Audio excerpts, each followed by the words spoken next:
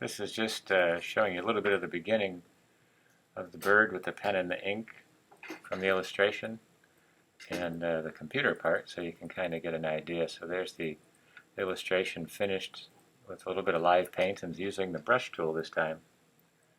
So when you take a look, here's the brush tool just painted off on the edge just to try it out. You click on it and you can drag. The profile up at the top has the brush artistic pen and ink with a point on one end and a flat end on the other, and the profile is changed along with the point size, so it allows you to get all these different strokes by length of stroke as well as you start to paint with it, so anticipating the shading of the highlights using the brush instead of making it all black, just kind of concentrating on this time the contour line of the item with the bird and the branch and the feathers. And even the crosshatch I could hold off on till I'll put some in with the brush with black and white. But the rest of it you can start to color once you get the live paint, just to get the overall coloring of this. So it's one way to do this, all kinds of ways. Here's the hatch lines, a little bit bigger, and if you see a hatch line that you'd like, just click on it with the command held down so that you can get the selection tool and change the brush.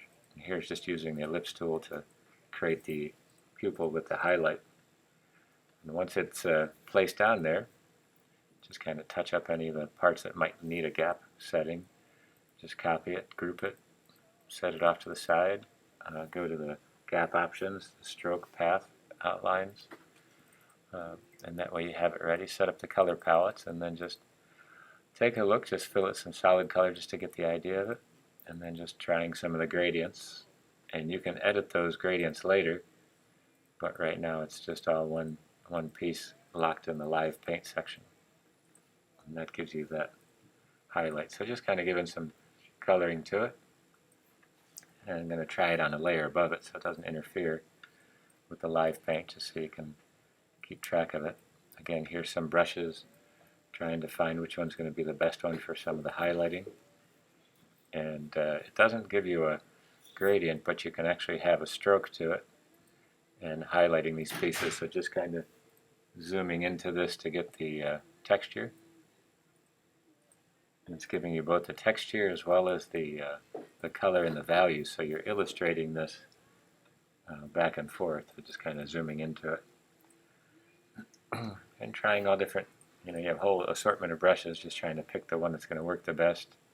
Obviously, you have to just get comfortable with it. Just putting some quick highlights in there. And it's pretty nice coloring. Just reduce it and make a shot of it.